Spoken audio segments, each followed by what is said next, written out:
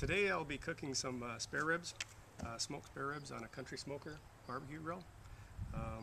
Main ingredients: spare ribs. They'll run anywhere from $1.89 a pound at Costco up to about $2.29 a pound. Also, we've got some type of a rib rub.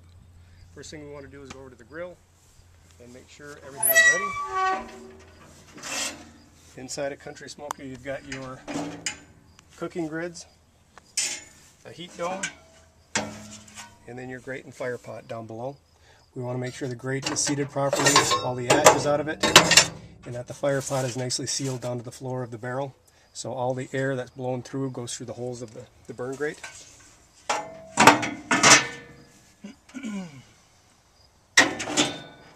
Once you get the grates back in, go ahead and hit your on button, start, preheat.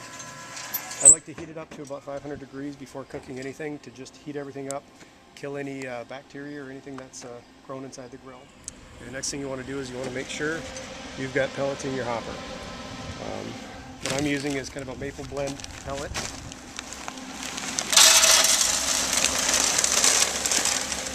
Fill our hopper up. This hopper, I believe, takes about 6 to 8 pounds of pellets, which is pretty much enough to get through 6 hours of smoking.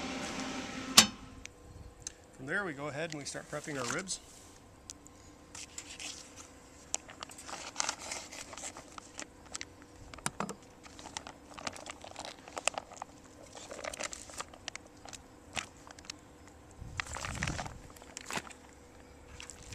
Okay, on a rack of ribs, you've got the top part, and then you also have the underside.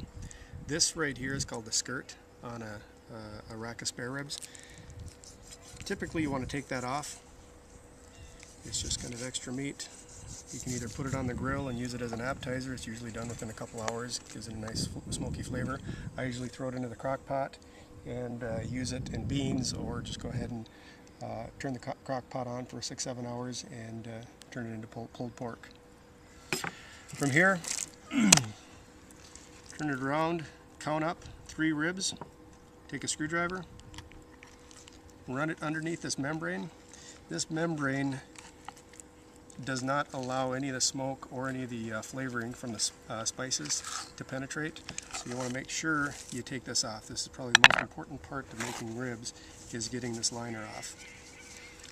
Take a piece of paper towel and just pull it. Shouldn't take more than a few seconds to take that off. Okay. From here, what we have is a pretty erratic piece of meat. We've got some thick parts over here, thinning all the way down to some real thin parts on the end. To cut ribs St. Louis style, typically you make a rectangle out of it. You take off this thickest part of the rib, leaving a nice even amount of ribs thickness.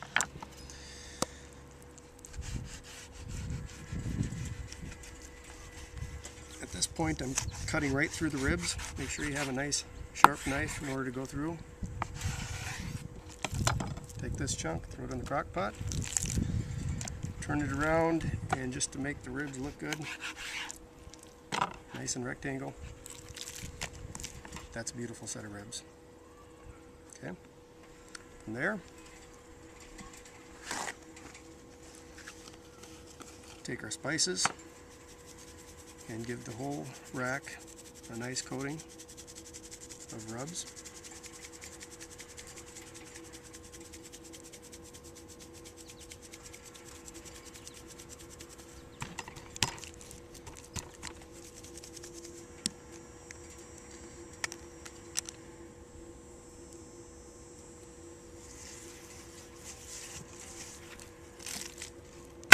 Flip it over.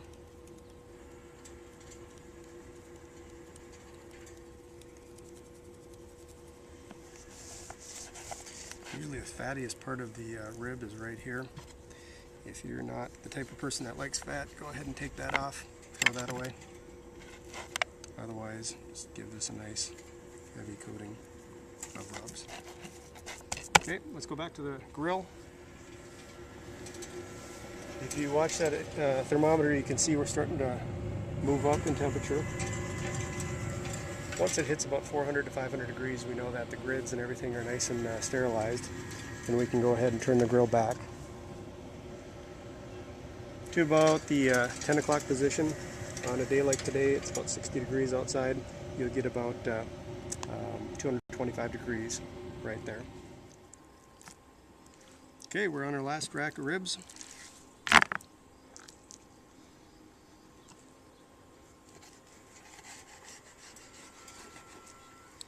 Take this heavy, thick part off.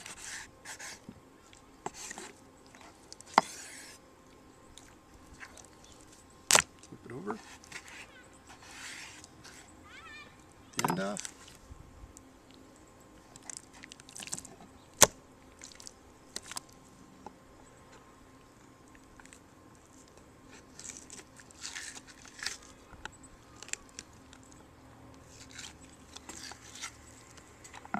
Paper towel.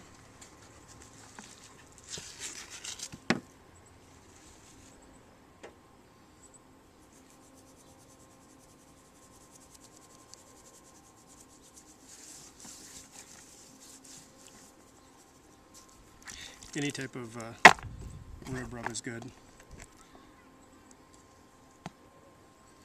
Take this fatty part off. Every set of spare ribs has this nasty fatty part.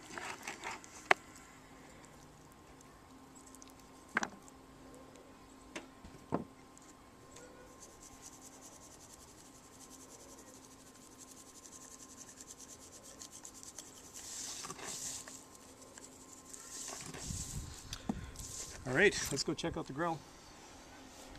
The grill is now cooled down to, we've got about 250 degrees on there. We like to have about 225 is what our goal is. So I'll turn it down just a little tiny bit. Just a little bit will get us back down to 225 degrees.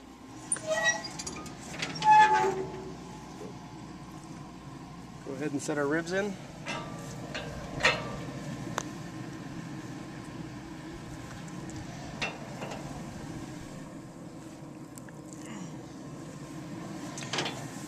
This grill is a model 450, which holds 4 racks of St. Louis cut ribs quite nicely.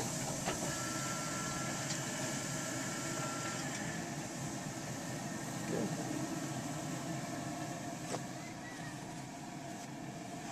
Go ahead and close it. It'll ramp up to back up to 225 degrees. Right now it's noon. We just put the ribs on. The ribs should be done at 6 o'clock this evening. What I do is smoke them for 3 hours at 225 degrees. Actually, for the entire 6-hour period, we're at 225 degrees. That's a constant throughout. So we'll come back in 3 hours. All right, it's been 3 hours. Grill is still sitting at right around 225 degrees. That's the beauty of having a pellet grill that comes standard with a potentiometer. You just kind of set it, potentiometer, where you hit your temperature on the lid, whether it's 225, 250, 300, or 400, and it'll stay there for anywhere from 3 hours to 6 hours or 12 hours if you wanted it to. 3 hours, we've gone through probably 4 pounds of pellets. Let's take a look at how the ribs look. You can see they've got a nice smoky pink outside.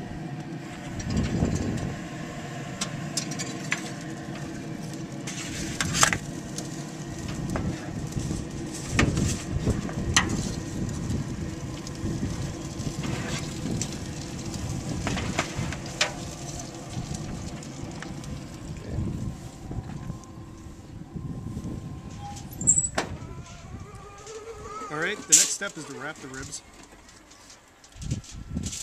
I like to lay the ribs upside down so the bones don't penetrate through the tin foil.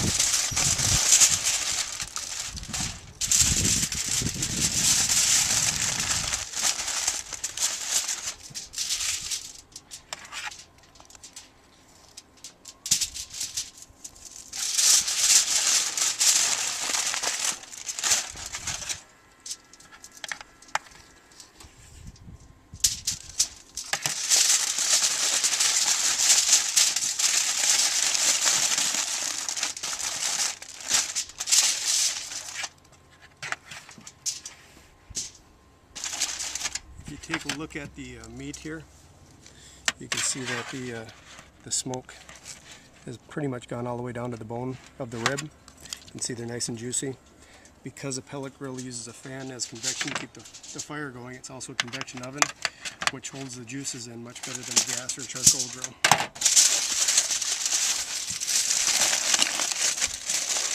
Alright, once we have them wrapped like that, we'll take our apple juice. What we're going to do is we're going to put them back on the grill at 225 degrees for 2 hours. We're doing what's called the 3-2-1 method, 3 hours outside of foil, 2 hours in foil, and then the last hour we'll pull them out, and the ribs should pretty much be falling apart by the 5th hour. And then go ahead and just lay them back on the grills. So at this point, just rewrap them, make it nice and tight so the meat actually ends up boiling inside the foil. The meat is pretty much already cooked all the way through. What we just want to do is kind of loosen up the meat. And we do that by boiling the meat. A lot of people make the mistake of boiling the meat before putting it on the grill. The problem with that is once meat gets to a certain temperature, it no longer accepts smoke. So you always want to smoke the meat before you boil it.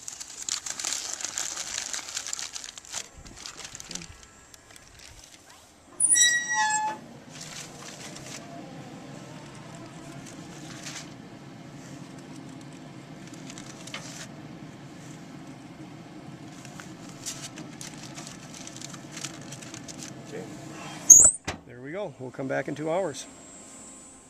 Okay, it's been 2 hours. It's about 5 o'clock. We're about an hour before dinner. Look at what the ribs look like. When the rib backs away from the meat backs away from the rib about a ½ inch, we know that we're pretty much done. So this is the tricky part. The last stage is just putting the ribs back on the grates to firm up.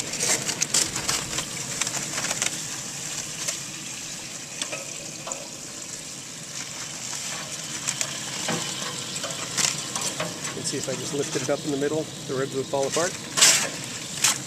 Just carefully drop them in there.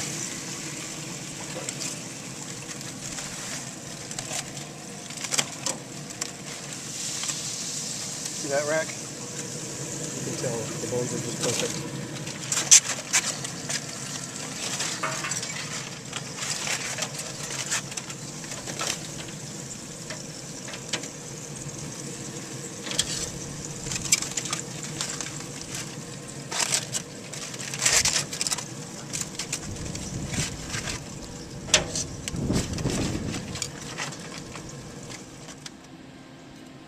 Okay. Now that the ribs are out of the tin foil, the last step is just letting the ribs firm up. Right now, they're a little bit slippery, a little slimy. Just put them back on the grids for anywhere from 15 minutes, ½ hour to an hour. It's up to you. If they're not quite done, these are obviously well done. You can see the ribs sticking out between a ½ inch and an inch away from the meat. We know they're well done. So the next step is just letting them firm up for a few minutes. Okay, ribs have been in there for another 15-20 minutes. Some people like a little bit of barbecue sauce on their ribs. Other people's don't. I'm just going to put a real light layer of barbecue sauce on here. Barbecue sauce should just be put on at the very last 15-20 minutes or so. The sugars in the barbecue sauce will burn if you leave them on too long. Okay, this is our last step. Ribs are looking good. We've got a little barbecue sauce on them, just a real light layer. It's been on for about 15 minutes. And these are pretty much falling apart. You can see they'll fall apart if I lift up too much.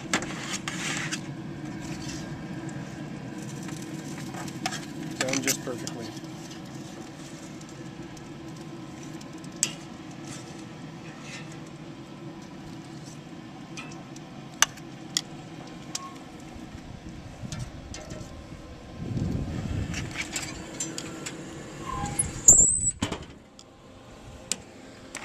That's it.